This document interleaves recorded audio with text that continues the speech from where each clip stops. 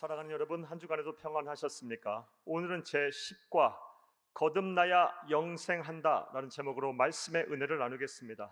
여러분 가지고 계시는 구역권과 55페이지를 펴시고 함께 읽어가면서 은혜를 나누겠습니다. 나눌 말씀은 요한복음 3장 1절에서 15절까지 말씀이고 외울 말씀은 요한복음 3장 3절입니다. 함께 읽겠습니다. 예수께서 대답하여 이르시되 진실로 진실로 내게 이르노니 사람이 거듭나지 아니하면 하나님의 나라를 볼 수가 없느니라. 아멘. 자, 읽겠습니다. 그런데 바리새인 중에 니고데모라 하는 사람이 있으니 유대인의 지도자라. 그가 밤에 예수께 와서 이르되 랍비여, 우리가 당신은 하나님께서 오신 선생인 줄 아나이다. 하나님이 함께 하시지 아니하시면 당신이 행하시는 이 표적을 아무도 할 수 없음이니이다. 요한복음 3장 1절에서 2절 말씀입니다. 니고데모는 바리새인이고 유대인의 지도자였습니다. 성서 신학자들은 그가 당시 유대 사회의 사법, 입법, 행정권을 가진 대표기관인 사내들인 공의회의 70명의 의원 중 하나였을 것이라고 추정을 합니다.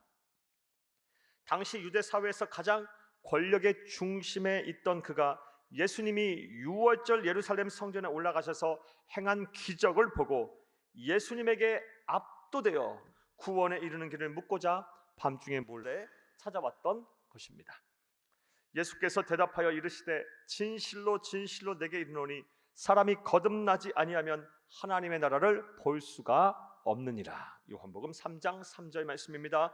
예수님께서는 니고데모를 보시자마자 그의 구원에 대한 갈망을 아시고 그가 가장 원하고 또 그의 마음을 시원하게 하는 답을 해주셨습니다. 이렇게 주칩니다.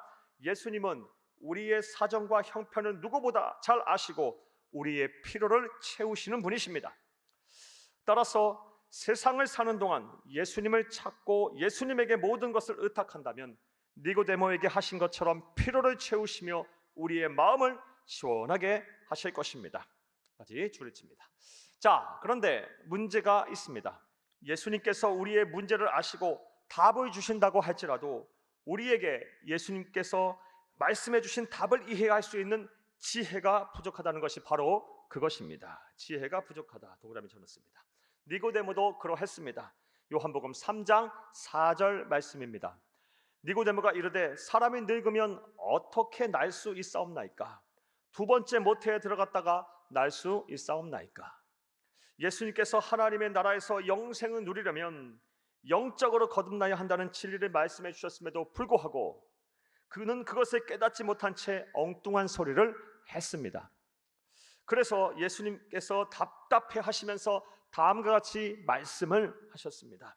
요한복음 3장 10절에서 11절 말씀입니다. 예수께서 그에게 대답하여 이르시되 너는 이스라엘의 선생으로서 이런 것들을 알지 못하느냐? 진실로 진실로 내게 이르노니 우리는 아는 것을 말하고 본 것을 증언하노라. 그러나 너희가 우리의 증언을 받지 아니하는도다. 따라서 주칩니다. 우리는 예수님께서 우리의 삶의 문제에 대한 답을 달라고 간구하는 것도 중요하지만 답을 주셨을 때 그것을 깨달을 수 있는 지혜를 달라는 기도도 함께 해야 합니다. 자, 이제 이러한 내용을 바탕으로 생각해 보겠습니다. 자, 이제부터 괄호합니다. 구원의 주권자이자 심판의 주인이신 예수님께서 제시하신 구원에 이르는 길인 거듭난다는 것은 어떻게 하는 것일까요? 까지 괄호합니다. 오늘 전체 내용에 대한 문제제기입니다. 자, 사랑하는 여러분, 거듭난다는 것의 말의 의미가 무엇일까요? 첫째로 주시면서 함께 읽겠습니다. 물로 다시 태어나야 합니다. 예수께서 대답하시되 진실로 진실로 내게 이르노니 사람이 물과 성령으로 나지 아니하면 하나님의 나라에 들어갈 수 없느니라. 요한복음 3장 5절 말씀입니다. 예수님께서는 니고데모가 거듭난다는 말을 이해하지 못하자 먼저 물로 거듭나야 사후 천국에서 영생한다라고 말씀하셨습니다. 여기서 물은 세례를 상징합니다. 다시 말해 세례를 받아야 사후 천국에서 영생한다는 것입니다. 그리고 세례를 받아야 천국에서 영생한다는 말의 의미는 세례받을 요건을 충족해야 구원받고 천국에서 영생한다는 말입니다. 그리고 세례를 받는 데 필요한 요건이 바로 회개 그리고 믿음입니다. 자, 이제부터 괄호합니다. 먼저 나의 불신앙과 불순종의 죄를 회개한 후에 받는 것입니다. 또한 내가 말과 행동, 마음과 생각으로 지은 죄를 회개한 후에 세례를 받는 것입니다. 나아가 그런 죄인인 나를 예수님께서 사랑하셔서 내가 받아야 할 죄값을 십자가에서 죽으심으로 대신 갚으셨다는 사실을 믿어야 받는 것입니다. 즉 예수님의 공로로 내가 하나님으로부터 의롭다 하심을 받다는 확신 있는 사람이 받는 것입니다 까지 괄호를 해놓습니다. 세례를 받는 데 필요한 요건입니다. 이 요건을 충족해야 구원을 받는 것입니다. 다시 말해 물로 거듭나는 것입니다. 따라서 주춥니다. 지금 여러분이 죄인임을 고백하고 여러분의 불신앙과 불순종의 죄를 회개한 후에 예수님의 보혈의 공로로 죄를 용서받고 하나님께로부터 의롭다 하심을 얻다는 확신이 있다면 여러분은 물로 거듭난 것입니다.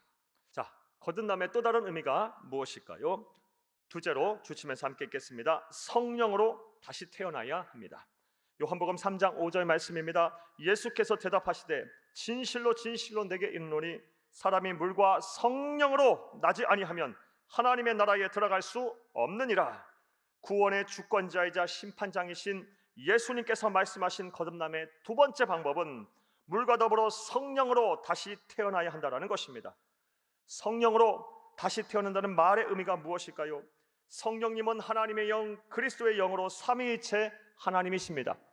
그분은 우리가 죄를 회개하고 예수를 그리스도로 믿는 순간 우리의 심령에 들어오십니다. 이후 하나님의 나라에 가는 순간까지 우리와 함께 하시면서 새로운 삶을 살게 하십니다. 디도서 3장 5절 말씀입니다. 우리를 구원하시되 우리가 행한 바 의로운 행위로 말미암지 아니하고 오직 그의 긍휼하심에 따라 중생의 씻음과 성령의 새롭게 하심으로 하셨나니. 따라서 성령으로 다시 태어난다는 말의 의미는, 자 이제부터 주칩니다. 예수를 그리스도로 믿어 구원을 받았으면 거기서 그치는 것이 아니라 하나님의 나라에 가는 그날까지 내 안에 계시는 성령님과 더불어 끝까지 믿음을 지키며 하나님의 자녀로서의 새로운 삶을 살아야 한다는 것입니다. 그렇지 않고 믿음을 저버리면 우리 안에 성령이 소멸하여 구원도 상실될 수가 있다는 것입니다 까지 줄을 쳐놓습니다. 히브리서 6장 4절에서 6절 말씀입니다. 한번 빛을 받고 하늘의 은사를 맛보고 성령에 참여한 바가 되고 하나님의 선한 말씀과 내세의 능력을 맛보고도 타락한 자들은 다시 새롭게 하여 회개할 수 없나니 이런 그들이 하나님의 아들을 다시 십자가에 못 박아 드러내놓고 욕되게 함이라. 자, 사랑하는 여러분, 우리는 사후 하나님의 심판을 받지 않고 천국에서 영생 복락을 누리는 유일한 방법인 거듭남에 대해 살펴보았습니다. 거듭남 동그라미 칩니다. 자, 이제부터 괄호를 합니다. 오늘 전체 내용에 대한 요약입니다. 먼저 물로 다시 태어나야 합니다. 다시 말해 내가 죄인임을 고백하고 불신앙과 불순종의 죄를 회개해야 합니다.